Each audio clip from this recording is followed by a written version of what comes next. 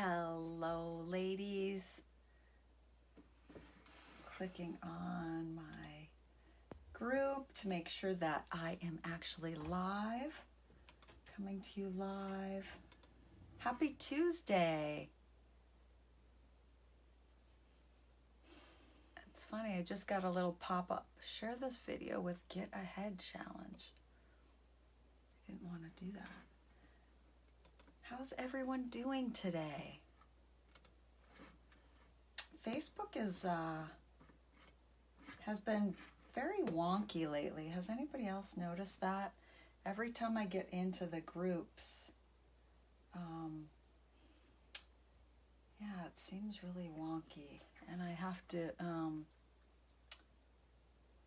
toggle back and forth. So let's just make sure I'm live in the right group.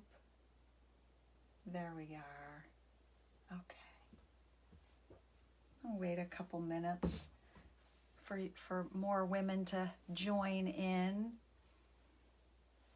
And if you're watching the replay, please share where you are joining in from. Please share where you're joining in from. Does anybody else feel like there's a lot of clutter around them? I am going to spend the next 30 minutes when I get off of this Facebook Live doing a little organization and decluttering. I just finished the first of a series of classes, and I received my professional coaching certification, and I am accepting free discovery call sessions. If you are interested in perhaps investigating a little bit more about your goals, if you're stuck somewhere, if you're wanting to grow in an area you're unsure where, you can book a discovery call session with me, 20-30 minutes. And you can do that through my website, alaskatracy.com. You will see little up in the upper right, it says book your free discovery call. I would love the opportunity to have a discovery call with you. Each Tuesday at 10:15 Alaska time, which is 11:15 Pacific time. We are our own time zone up here in Alaska. I will be bringing you a tip or tool for business and or life that you can use. If you have any comments, questions or concerns, or ideas of what you would like to learn, feel free to private message me or pop that in the comments. If you are stuck with, I've got a couple people stuck right now with LinkedIn, learning LinkedIn. So my background is marketing. So if you would like to know anything about marketing, I can bring you a tip or tool here to help you grow with your marketing, with your business planning, with your life planning. Let me know, and I'll be happy to bring you, to share with you a tip or tool that you can actually use. And if I don't have the answer, I have a network of about 80,000 people that I can ask one of them to join here to teach on Tuesdays. So here we are, and I'm thinking more people are going to join the replay, and once we kind of establish that this is happening every week, I'm hoping more of you will join in. Today we're going to talk about meditation and the powerful, powerful tool of meditation. Years ago, actually 22 years ago, I was introduced to meditation. And I was the type of person that always was busy. If you asked me how I was doing, I would say busy. What I've come to learn through my practice of meditation throughout 22 years, for me, busy was a term that I used to keep people at a distance, to let others know how important I was, how I had my act together, how it kept people at a distance. And it took me a long, long time to realize that. Actually, it was leaving the real estate industry in 2011, 2012, when I started removing that word busy from my vocabulary, and it was super uncomfortable, especially in an industry where that was the norm. If you were busy, that was a good thing. And I remember the first time going into that real estate office that I worked, and I had launched my consulting business, teaching people how to grow their social media and doing social media for businesses. And I remember a fellow real estate colleague asking me how my business was going. Are you busy? How are you doing? Are you busy? Are you doing well? And I knew that I had removed myself from that sort of energy, because I stood there. I can still see his face and where we were standing. And I stood there and I said, I just looked at him and I paused and I said, actually, my life is full. And that was all I said. And he kind of looked stunned. He did not know what to say, and he moved on. The reality is, most people don't think about us, right? Like we're pretty much thinking about ourselves most of the time, right? I knew that I was looking for a calm, much more calming energy. And that way I could attract people that were looking for that calmness in their life, that centering in their life. When I'm able to have a calmness, clarity is able to enter in. And believe me, it's not always that way. Ask my husband. I literally, my feet hit the ground in the morning, and my husband's kind of the guy that eases into the morning very, very slowly, very gently, very graciously. I hit the ground. Even before, like I noticed this morning, I didn't have my first cup of coffee for like an hour into the morning, and I was still, my brain was moving. I was doing things. I was writing lists. I was checking emails. And that's the way I am. I've tried to fight that for years, and that's the way I am. I roll pretty fast. Meditation is a tool and a practice to calm our souls and to allow our hearts to connect with our heads. Because oftentimes I roll on listening to what my head wants me to do or thinks it wants me to do, and forgetting to tap into my heart. How many times have you woken up, you woke up, or you sat there thinking, how did I end up in this relationship? How did I end up in this career? How did I end up living here? How did I end up with this relationship with this friend? What the heck? It's like, how did I end up here? If we were to look back to some of those wonders, those questions of how we got where we're at, where maybe we're not happy with ourselves for getting where we're at, I would bet that we got where we were when we're questioning by leading with our heads, which is ego, instead of tapping into our hearts. And I believe every time I've gotten into a situation with my head, I've learned a whole bunch of stuff. Like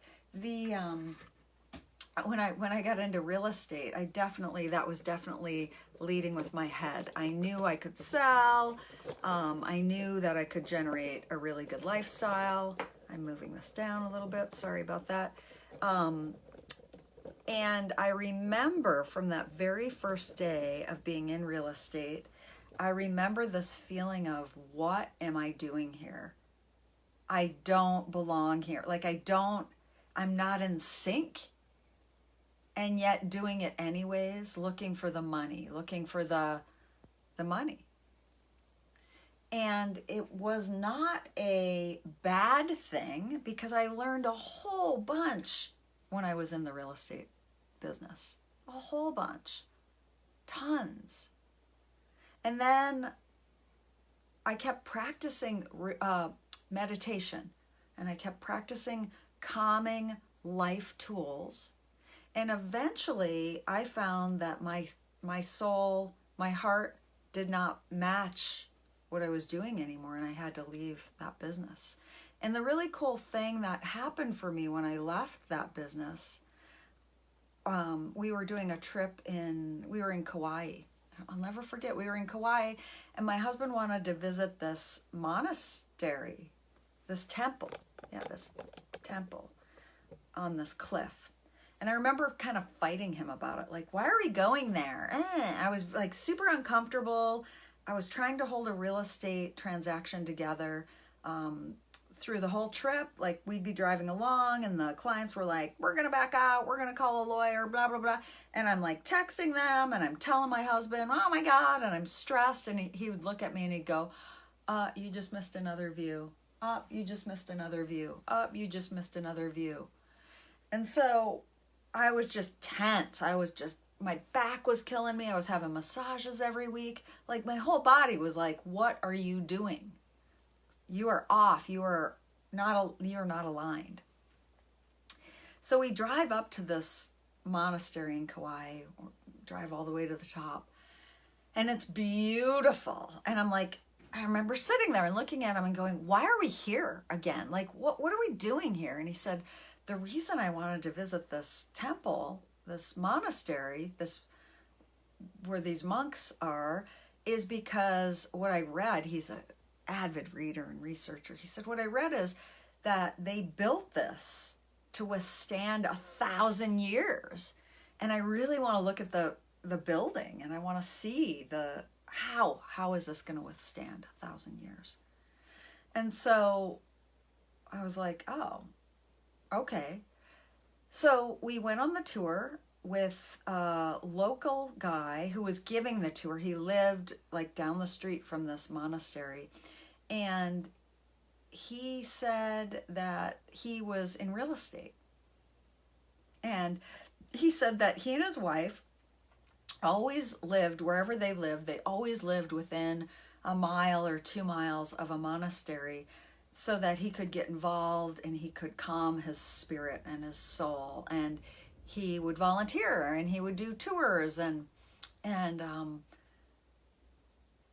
I just gravitated to him, and I listened to him, and he was very calm, and he explained how the building came to be, and he explained so much, and so much about his life and this calmness that he felt in his life.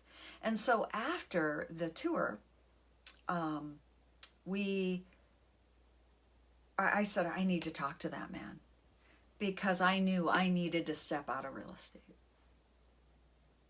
And so I waited to talk to the man who led the tour. I can't remember his name. And actually, I'm looking for one of the books I have from that tour. I know I've got one sitting around here. There it is. It's a little book. Anyways, if you're curious where that monastery, what the name of that monastery is, I can get you that information. Or you can type in Kauai monastery.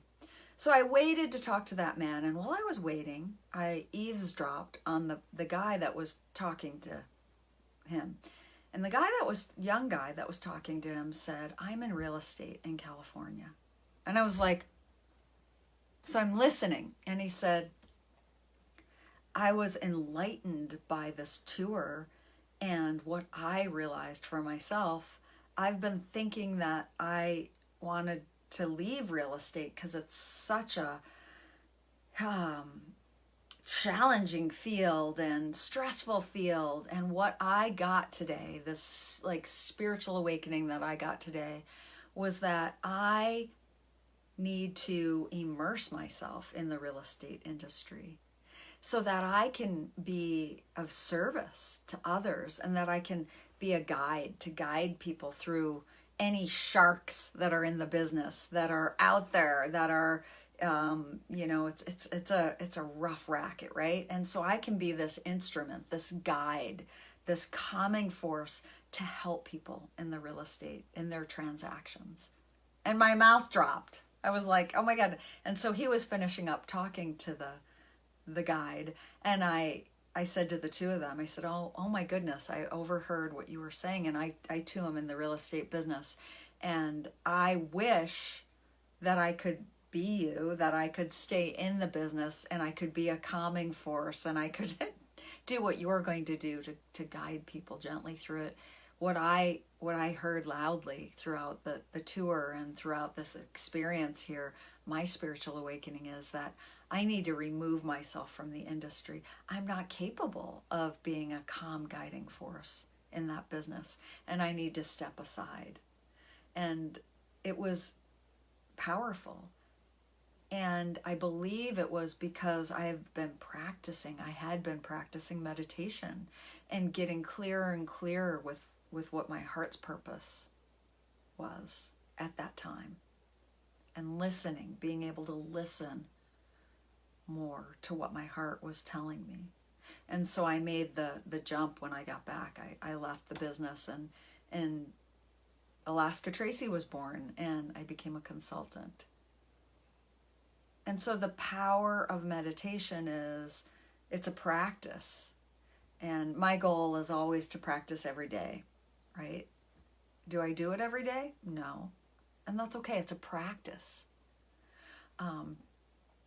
I do know that the more I practice, the more I'm able to hear those inner voices that guide me, that allow me to be present with people, that allow me to have real conversations with people.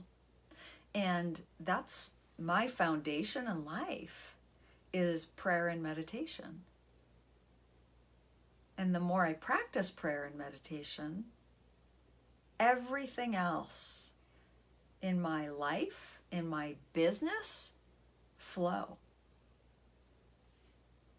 And so that's what I wanted to talk to you about today, is my journey with meditation and the powerful tool of meditation.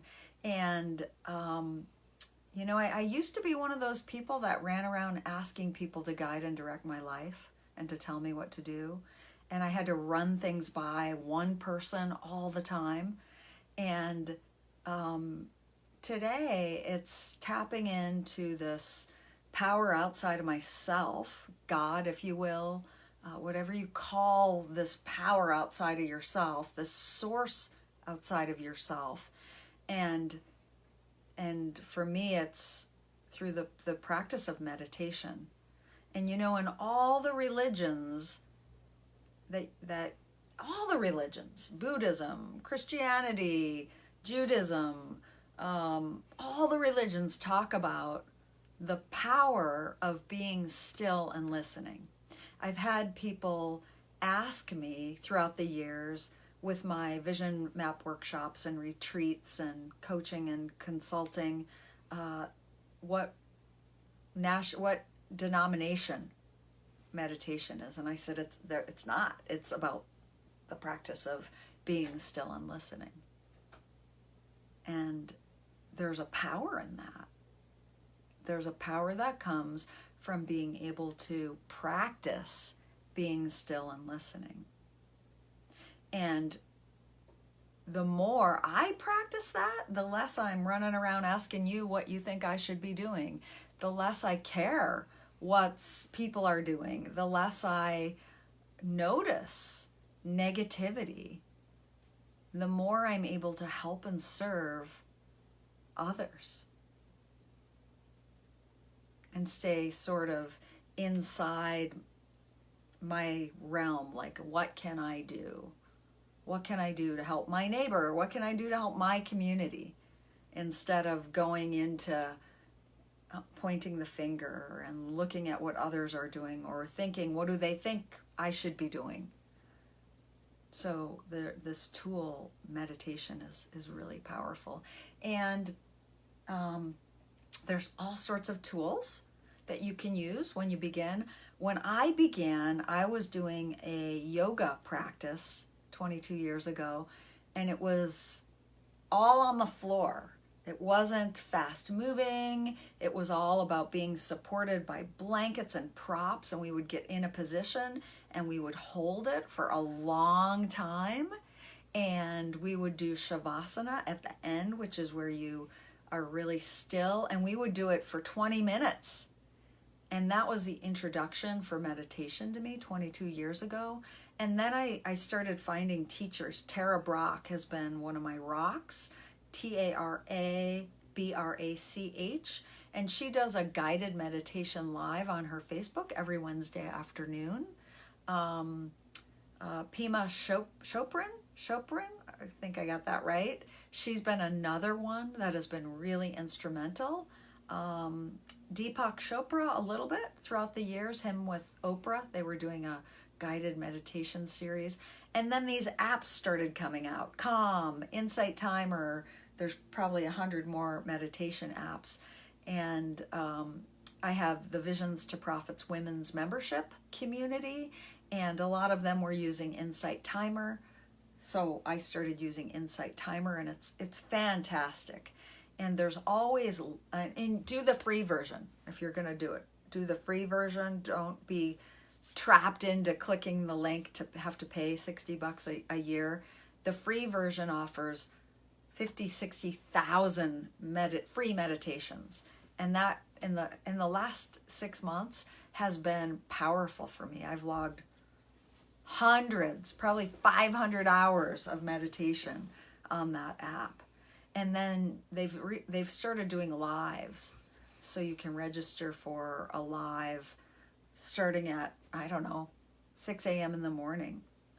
And they're really good as well. So that gives you an opportunity to meet some of the practitioners. I've enjoyed that. So we're going to do a little meditation. I know most of you, I saw a couple of you tap into this. I'm thinking a lot of you are going to be joining the replay. So we're going to get into a comfortable position and just do a couple minute meditation. I'm not going to time it. Just get very comfortable. Sitting is a great position to be in, sitting upright. You can close your eyes or you can keep your eyes open. I find if I keep my eyes open to focus on a tiny, tiny little dot on the wall, something that is not moving. Outside, if I focus my attention outside, it tends to be a little too much because there's a lot going on outside with the birds and the leaves moving. So I focus on something, a tiny little dot on the wall. Right now I'm focusing on the tiny, tiny little camera dot on my phone.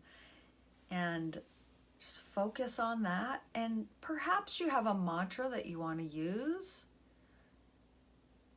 Perhaps it's breath or breathing, or my wonderful acupuncturist, Brian, gave me this mantra that I use, that I've been using for the last several months. It's cool air in, warm air out. And I breathe out of my nose. Of course, when I'm talking, I'm breathing out of my mouth. So you could use that one. We'll use that one today. Or if you have another one, you can tap into that. Cool air in, warm air out. And we're going to place our dominant hand on our belly, and our other hand on our heart. I invite you to take a deep breath in, into your lungs. Fill your lungs with your breath. And then feel it move into your belly, lifting your belly up, all the way up. And hold that breath and release. One more breath in, all the way into your lungs, filling those lungs up and pushing your belly out with that breath. Push your belly out and hold the breath and release. One more.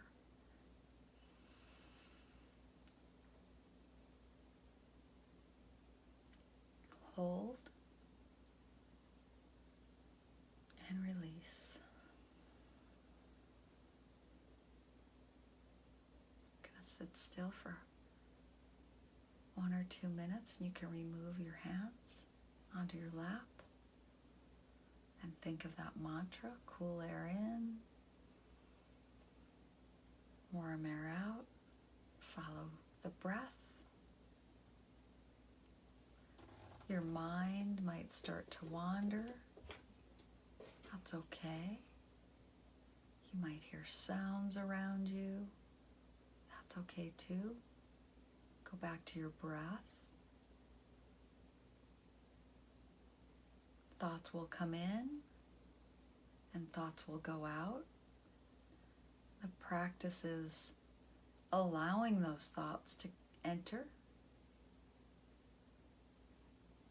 and not put them in the grocery cart and take them shopping. So the thoughts come in with your breath, and then breathe the thoughts out with your exhale. And you might hear sounds, that's okay. It's a practice, listening to your breath, listening to your mantra. Cool air in, warm air out.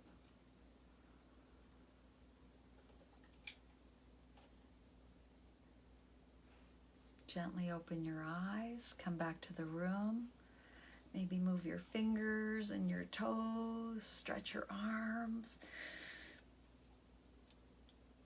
Give yourself a hug. And that's as simple as meditation needs to be. Any ahas? I've seen several of you popping in for this live and popping out. So if you are watching, if you're watching the replay, please let us know where you're joining in from and how that meditation worked for you. And I thank you for joining me this morning for the Tuesday tip where we talked about meditation. I feel calmer. This is my second meditation today, so I feel much calmer. May you have a wonderful day wherever you are, and may you practice quieting your mind today and listening. All right, bye. Mwah.